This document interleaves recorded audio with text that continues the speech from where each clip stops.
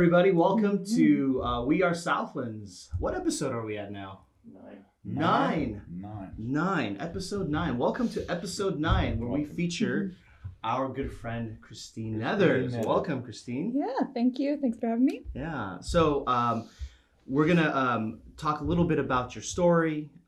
You are just an important part of our church, our story, and just the things that that God has been doing in your life is something I think we wanted to just share with the greater community. So excited to have you here and what you're going to do and what you're going to share. Yeah, good. I think the last summer we've had a couple of episodes that have been about goodbyes, gospel goodbyes, which is part of our DNA as a multiplying church. Right. So we said a goodbye to the Santiagos, who are now serving Monument and Advance in Washington, D.C. We said a goodbye to Nick and Karen Saltis, who are just down the road, still working closely with us as Mercy Commons, but just cheered them on in their next leg of the journey. And it's actually just been God's kindness in the midst of it to have this surprise gospel hello. Yeah. Yes. And honestly, just very personally, but I speak for the church as a whole, just been so great to have you in the midst of some disappointment, to have you come back and I have a sense that God is strongly in it. And so one of the things we want to do is just try and trace the fingerprint of God in Kristine's quite mysterious journey.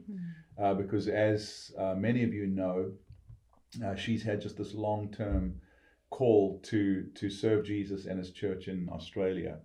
And after a number of recce trips there, we sent her about a year ago off to serve one of our partner churches in Advance. So Kristine, maybe just start by giving us the run up to how that happened, where you landed, what it was like landing in Australia, and as well what you were doing here before you left. Yeah, so in 2013, felt very called out of teaching. I was teaching high school in Irvine out of public school, felt very called to serve the church, and God really miraculously opened a door, I felt, to work here in 2003, right as we were starting our multiplication journey. So served as administrator here, your assistant, and really just saw God's favor. Just loved my time being able to help be part of the multiplication journey that Southlands was on. And prior to that, all the way back to 2007, right as I became a Christian, felt a call towards Australia and actually moved there in 2008, was there for 10 months, was teaching, and felt like God said you could come back. That was kind of a mystery at that point, but even had some prophetic people when I came back just say, your journey's not done there. So kind of just tucked that in my back pocket, and always in the back of my mind kind of knew that would be an eventuality. And just over the years, kind of God would stir towards Australia, and I didn't have necessarily a framework to how to work that out, but was just so assisted by you and by Eric in helping to navigate. What do I do? What does faith look like? And in 2017, I went to the Thailand trip, actually with you, Dan, and the team. And part of that was just seeing friends move abroad. And it was a real kind of awakening of, wow, you can actually move abroad well and thrive in God's calling there. And I felt like God just called me to take a step. And there were some real kind of Holy Spirit moments confirming that. And so took a reconnaissance trip in 2018 to Adelaide, to our partner church called Coastlands. And really, God just kind of confirmed that actually to take a step is what he's calling me to then. And really felt a conviction, especially 2 weeks back. I spent about 14 hours in prayer, one of the most intense times I've had with Jesus, of really sensing a strong conviction to go, even though it would mean leaving family, leaving Southlands, leaving the favor I had here. Really hard wrestle, but sense that God wasn't giving me a choice. So that prompted the hard conversations of, Yeah. of trying to figure that out here, and was just blessed to be sent in January of this year to Coastlands, and went with real excitement and joy, and it felt like this longing had been fulfilled. It had been 12 years, but really sensed, okay, this is life. This is the next 10 years, 20 years, and really just sensed this is my new home. And there was great favor in the church. I was an administrator there, but they didn't have an executive pastor. So just trying to figure out structures and systems within the church, just to help them navigate the vision for what the elders had there. Relationally felt knit in. Had a great apartment that I found a couple months after living there. It was a block away from the beach, and just was a place of beauty. I could walk to the church. It was in a great kind of seaside town. So really sensed by May, after 5 months living there, like, wow, God, okay, I'm here, I'm arrived, I'm home, I have furniture, and kind of, thank you, like life makes sense. But literally, I remember 5 days after having that is when I found out that the visa, that there was complications with that, in regards to the timeline I was following with the immigration agent. So just before, I know Dan's got some questions just in terms of like disappointment and a sense of God's call and you going, and then it seems like this left field curveball happens. But before we go there, one of the things that has been amazing about your journey is just something of like this kingdom availability and flexibility that comes with being an adult who's responsible but who's not married.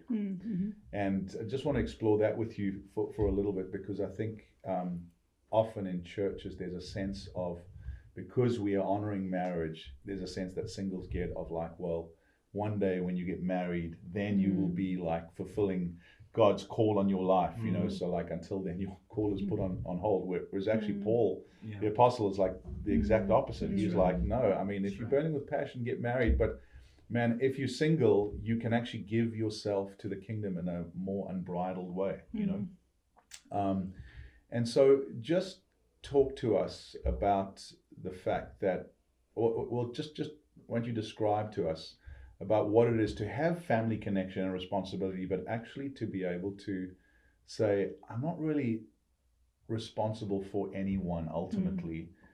I can answer the call of God, and what it was like just actually leaving behind family, and you know, you've got 2 degrees here, so you're going to a place where you don't even know whether those things are going to be recognized, a responsible job, etc. And what being single has afforded you the opportunity to do. Yeah, I think singleness has been a wrestle of wanting and desiring the good thing of marriage, but not making it ultimate. And I think that it's still a wrestle at points. It's not as intense as it used to be, but I think just God has shown me that He's enough. And I think that has truly been at many points a surprise of like, wow, I'm actually not lonely. I am fulfilled. I do have actually more friends because I'm not married at that moment. So I think it has been a journey for sure. But I often feel like God, and He still has me in a place where I feel like I don't really fit in. And I think as a single, I wrestle with that of just like, I don't really fit in. But actually God uses that, and I just see that so much in Paul. He didn't fit in necessarily in one place, but actually that afforded him to knit in to lots of places and lots of churches. So I'm just saying that is actually a gift, that singleness is a gift, and it might look different, but actually God is really faithful. I love that Jesus was single, because I feel that kinship with Him, of just like, okay, these are things you've wrestled with as well. But yeah, I think just trusting God, and I'm seeing that even. I remember starting at Southlands, not knowing where to sit even, and feeling the discomfort of that, and how trusting God that He would actually provide friends and a comfort level, and then transforming that into leadership of, oh, I can go find friends, I can make other people feel comfortable, has actually, I've seen a line of being able to trust Him to move to a new country and to make friends. So He's done a work I would never have expected.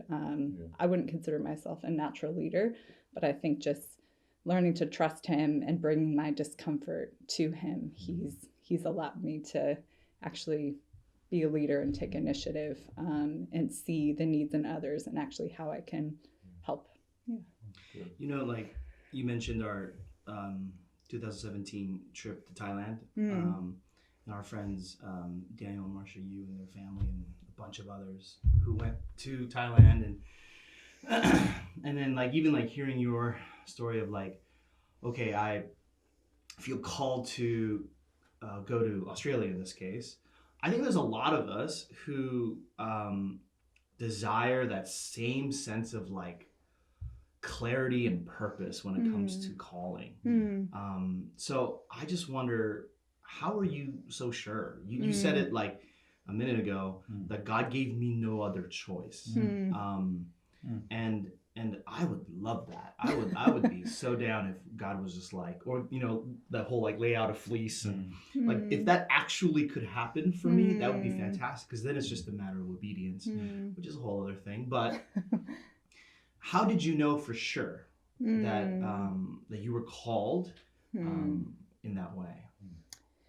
Yeah, so it's a journey. So it wasn't a one-off situation or scenario, but really in 2018, when I came back from that trip, it was just feeling the Spirit. And I think just I had grown in my faith to being more sensitive to the Spirit. That's something I pray for often. And it was really helped by the series we were in at the time, because we were leading up to Easter, and just studying about Jesus' experience in Gethsemane, and how He felt lonely, He felt despair, He was wrestling. And I think that's just something that has helped me often in my journey of like, this isn't the first time that a Christian has felt this way. And this is something that Jesus did. Jesus wrestled with His call. And so I think just over time, learning the whispers of the Spirit, and actually desiring to hear from God will help in developing your calling. But also it's a windy road. So yeah, I think now that I'm back, I felt so sure of that Australia journey. And now I've just really learned, actually, we all have an eternal call to glorify Jesus. And I don't know if Australia is in God's will for another season, but actually 1 Peter 5 has become a real comfort of just whatever happens every day, every hour, I'm called to glorify Christ. And that can look like a lot of different things. So I guess my advice would be to rest in the eternal call, that you can wake up every morning saying, God, I want to be in your will. I want to do what you're calling me to do today. I want to have a sensitive conscience. I want to have a soft heart. I want to be more like you today than I was yesterday. And He'll take you on that journey. But it is, I think just resting in the eternal call, but also leaning in to the call for the season. I think as well, just to be on this side of walking with someone, because Kristine is a close friend. She's like family to my family, a colleague, was a boss and a pastor. And so obviously from my point of view, just going like, look, this is a call, long-term call. There's a real cost to this, not just for her, but for us. I knew something of the context of what she was going to, and was just saying, that's great, love that church, there's a cost, is it a good fit? And I remember with Kristine, what's your name? Kristine? Not PJ. I think I call it Peter. What's going on? Well, just this real mix of both conviction, but also wanting the confirmation of those around her. And I think that's just a good thing to try and hold in tension, because a call is a personal thing where you've got to have a conviction of this thing, but you want the confirmation of those around you that hopefully helps it to become clearer and clearer. Right. And I remember, both Eric and I were just trying to help her to count the cost of it, and she was listening. But then there came a time when she actually was like, okay, I've taken on board the counsel of those, but actually I just have a conviction to go, And at that point, you have to stand back and just say, each person will live before the Lord with their own conscience. And so I probably took about a month from between her saying, I'm going, to me being able to actually celebrate that. But I did, knowing that there was risks and possibilities, and that's part, I think, of the journey of like, I've got a conviction, but I'm looking for confirmation for those around me. Ultimately, I have to stand with a clear conscience before the Lord. Yeah. Just to tie into your point about the whole singleness thing, right? Like, I do not envy, because I like being married. Me too. I do. It's great. But one, I think, advantage is that when you're single, you can have a little more margin to actually be like, I don't need to be fully convinced. Yeah. I can like, take a risk. Actually, even if the fleece is not covered in dew, I can take that first step. I can go and see and continue to test and seek. I think that's awesome. That's so true. That's a so true. cool gift. Yeah. So you stayed in Adelaide. Weird question. Is it like a French influence town? There are wineries around there, but it's more Dutch, hey? There's Dutch. Sort of, yeah. Why did you think Adelaide? Because of our local fair. Because I thought of French. Okay, she good. brought for us something French. In that it's not French at all. Pretty disappointing local fair this time. But the best of America, I must say. Australian sparkling. Oh wait, no. Pamplemousse. That's French. You guys jacked all the good flavors, so I'm gonna drink lemon. Innocence in a can. Limon.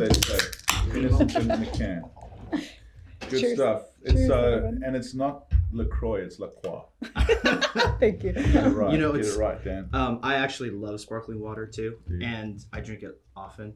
So does Christina. When we were in Thailand together, we were both on the hunt everywhere we went for sparkling water. It was hilarious. It was good. And when we found it, we'd tell each other like, "Hey, that shop down the corner has some sparkling water." 7-Eleven. Yeah. So just circling back to the moment when you realized there was a complication with your visa, which it seems like had to do with a mix of neglect on a visa agent's part, but also kind of a cultural setting that seemed to have some sort of antagonism to the gospel. That's what we hear. Talk us through some of that.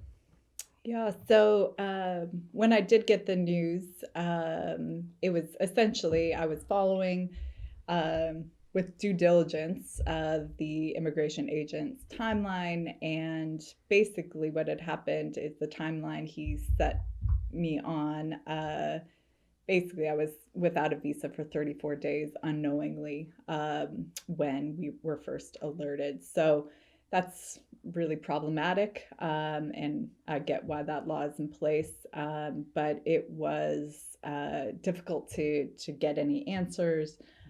We eventually were able to get into the government's interview, which is really rare. And it was Ben and Trina, who are the lead pastoral couple at Coastlands, plus my agent. And they basically said, there's nothing we can do. And so from our standpoint, it just looked like anybody looking at it could tell the agent made a mistake. I shouldn't be penalized for that mistake, or I maybe could even be given a second chance just to put in a rightful application.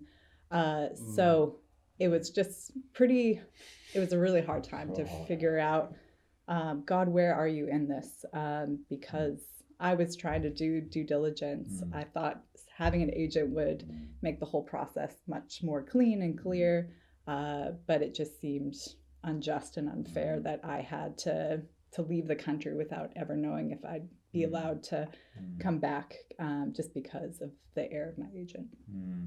And I mean, you and I have processed this where, to our Western Christian mindsets, this is like horrific. You know, how can a government do this sort of injustice? And yet, like, if you look at the book of Acts, like, this was very normal Christianity. Yeah. And even beyond injustice, that sense of, like, very often the Apostle Paul wanting to go to a place, heading for Spain, Acts 16, and being turned around and then taking kind of a left turn to Macedonia. And I think we tend to have kind of quite a formulaic, linear view of God's call. Like, if he put on my heart, I'm going to go there, that's where I'm going to be. And just going like, look, there's a human dynamic that's deeply devastating in this, but actually there's a biblical dynamic. And against that backdrop, we go, this is devastating, but it's not abnormal. Yeah. And God is sovereign in it all. Yeah. And so I've loved the way that you have wrestled just with real doubt and disappointment, but you've wrestled with such a sense of the biblical sweep of, I join other people who have had real surprises while being obedient to God. And God's not done. Like, I haven't messed up. I haven't missed. God is working for his glory and our good and his mission. Yeah. Talk us through that. Yeah, it's good. So yeah, basically I had to leave Australia, and I had 4 days notice, but within those 4 days we were writing letters. I could put a application in once I left the country, but trying to get all that sorted and leave my job at Coastlands to try to set them up, plus even just pack, with that nervousness of, will I ever be back? And so I had to leave the country. Thankfully, Dan and Marcia offered to take me in as dear friends, and so went to One Light and in Chiang Rai.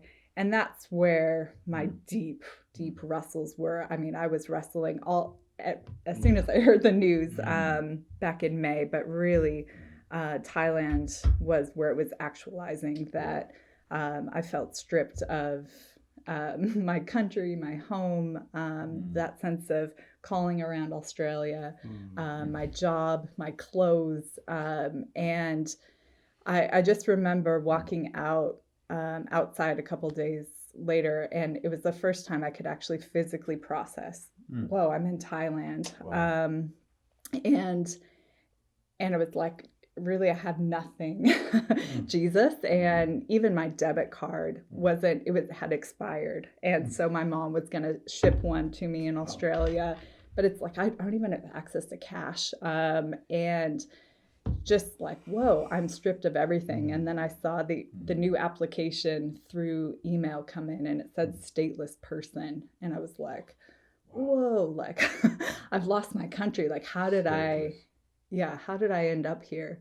And really all I was like, Jesus, I feel like I'm losing everything, but like, you literally lost everything for me on the cross. So I'm so grateful that I have you, but like, how did I end up here? Just as a middle-class American, you never think you're going to be in Chiang Rai, Thailand, with a stateless person form.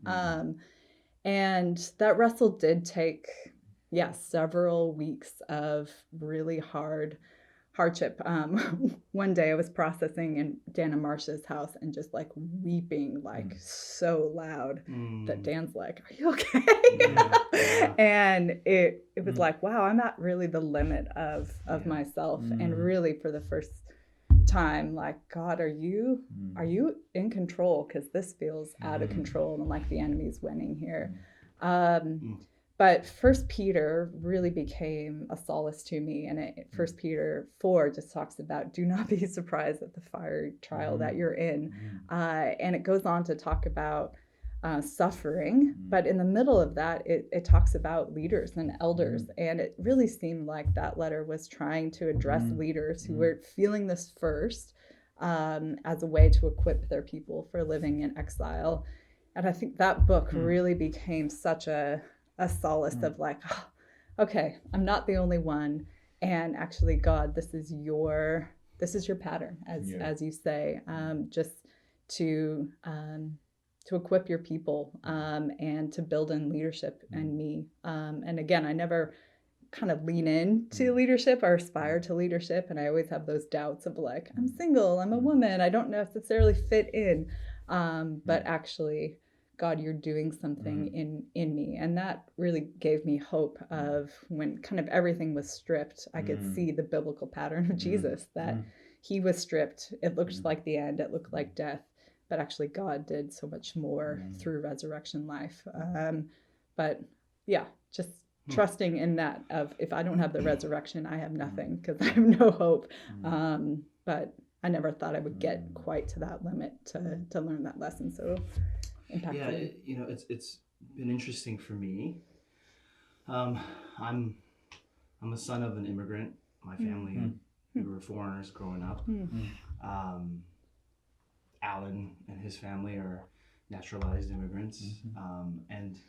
And it was interesting for me to watch, just as an outsider to your return, as people who normally don't wrestle with this idea of statelessness or national foreigner type of thing, or the idea of immigration and laws around that stuff. And I'm being careful. I'm not trying to make any kind of, because the issue is obviously complex, but I know the sense of like, I don't really belong here. I don't really belong there.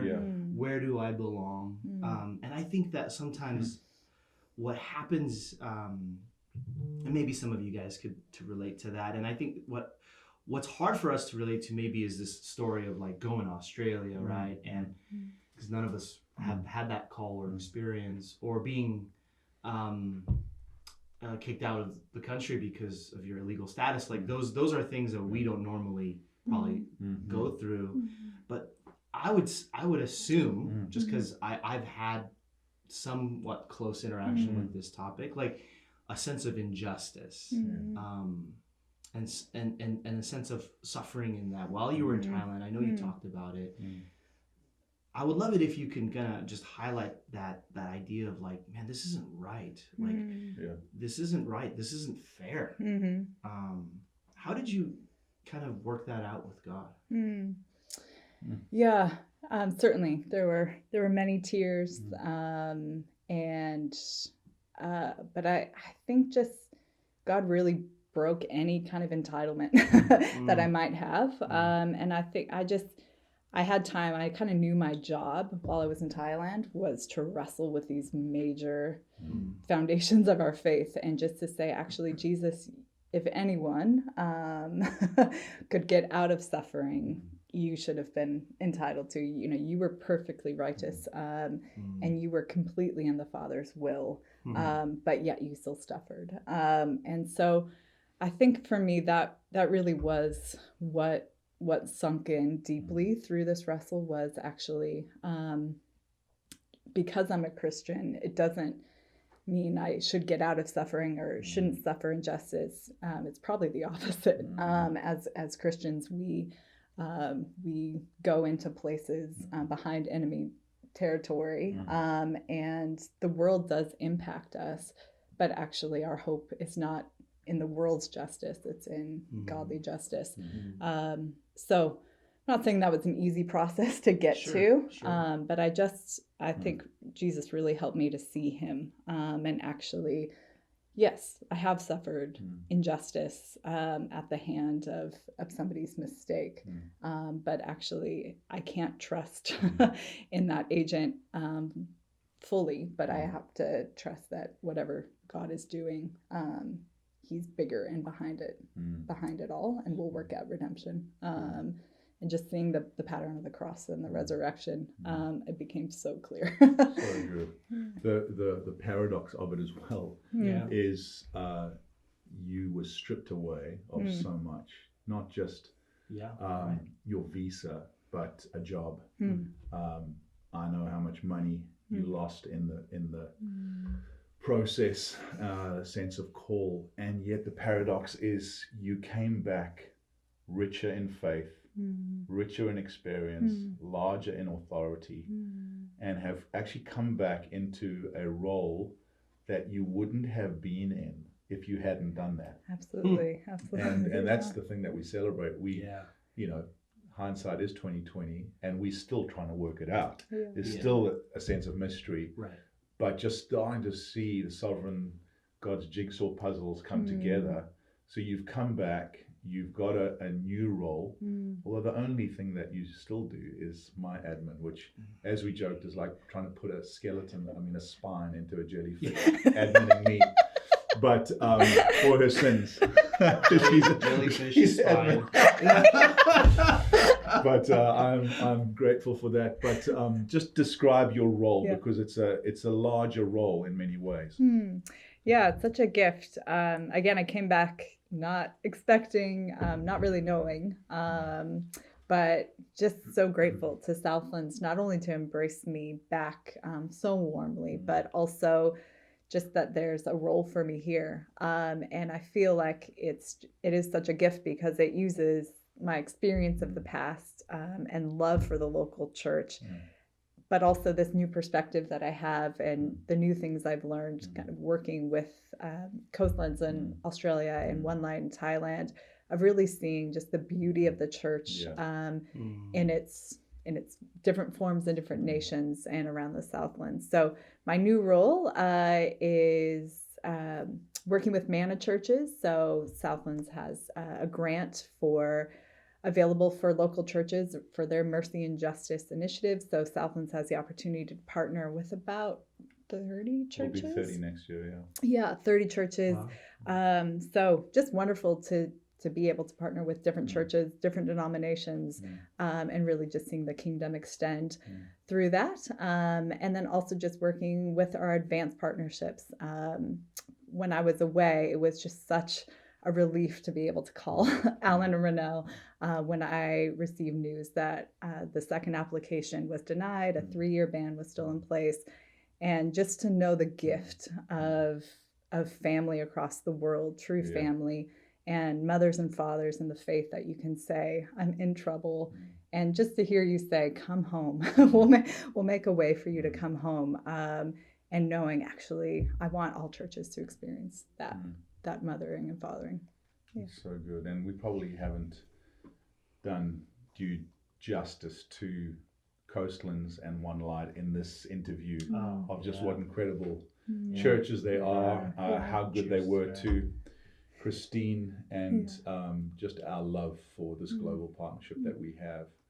And I mean, in some ways, Coastlands, your loss is our gain, but it's just been amazing to hear from Coastlands how, even though your investment was short, it was strong, and they've gone from strength to strength, and we just continue to root for both of those churches. So yeah, to try and summarize her role, as many of you have heard before, we've got this vision to multiply a gospel constellation of churches that would include Southlands congregations, include advanced churches, but also these kingdom partnerships we have with Manna churches that just span a wide range of churches, from Presbyterians to Pentecostals, everything in between. That really all we have in common with them is a love for Jesus and his gospel, and a desire to do mercy and justice in our cities. And God is doing a wonderful thing with them, and Kristine is running point on a lot of that. So what a privilege to be able to find a post for her that seems to be just such a great fit. So we're excited to have you back. We really are. And just believe that God has added you back to the team, not just because we're looking for a place for you, but actually we are going to see the advance of the gospel in significant ways. Yeah. I think that idea of also, like, I love this about the story, kind of pinging back to what I was saying earlier about how you seem, I mean, I'm a proud American, right? I love my country, and I love I love it. But at the same time, like, I know that's not where I belong per se, Yeah. right? Mhm. My country, my community is the family of God, right? And I love that the kind of with between the advanced churches and all the different places you've been, you were never really alone. You know, Absolutely. you didn't come home, you didn't leave home to come back home. Yeah. You just went to more of the same home, right? Yeah. And I love that idea, and I wonder if maybe we can talk a little bit about the upcoming advanced regional, West Coast regional, the theme being living in exile. Yeah, I've been thinking about that the whole, Yeah. because we didn't plan to talk about this, but actually it's been this theme the whole time, Yes, statelessness, right? Yeah. Right. And so we've got this regional coming up, 7th to the 9th of November that we're hosting, and Advanced Global Team is coming in. We've just got some great speakers, and we're exploring what it is to live in exile, understanding, as Dan said, that actually this world is not our true home. We're citizens of heaven, passing through this world, in the world, but not of it, really building, by Christ's commission, a colony of heaven here on earth, loving and serving our cities and towns, but not seeing them as our true home. And I think in particular on the west coast of the USA, the exilic kind of context seems to be more and more real as we feel like we're in post-Christendom, postmodern, post-everything world where the church starts to feel more and more exiled, and yet there's this call to love and serve and pray for and seek the good of the city. What does that mean? So we're going to look at issues like sexual ethics and politics and leadership and marriage, and what it is to live as a citizen of heaven, with our true home in heaven, but actually here on earth. So really encourage you to get to it. It's going to be excellent. Great teaching, worship, and probably 20 to 30 different churches represented here. Yeah, so good. Kristine, I know that it's not all done for you. It's not like, oh, she's back, story over. Maybe as a last thought for this, what are your hopes? What do you see here? What are you working towards? Maybe in a year or two, when you look back at this whole thing, what do you think the story of God will be? Yeah, I think it is such a privilege to be back, and I really just sense, and I'm so excited that this is my Antioch. This is my home base, and this is the place that God is sending people out and receiving people often. So I just love that I'm at a church that is living out the gospel and building the kingdom. And it's interesting. I used to look at the book of Acts with a bit of like, ooh, that's a bit chaotic, and that seems so, not where I'm at. But actually, right now I'm taking great solace in Acts 14 of just Paul returning to Antioch and being with the disciples. And it's amazing to find your life kind of summed up in a sentence that defines the season. So I'm just, grateful that there are so many disciples of Jesus here and so many people he is making more like himself and commissioning in different ways. So thanks for sharing your story. For those of us out there who suffer, who face injustice, I hope you were encouraged. I hope that we have compelled you to come and take part of our West Coast regional meeting with Advance, to understand what it means to see our home in heaven. Thank you so much. Pleasure. Kristine, it was great. Been great. Yeah. Thanks. So thanks again for tuning in, and see you next time.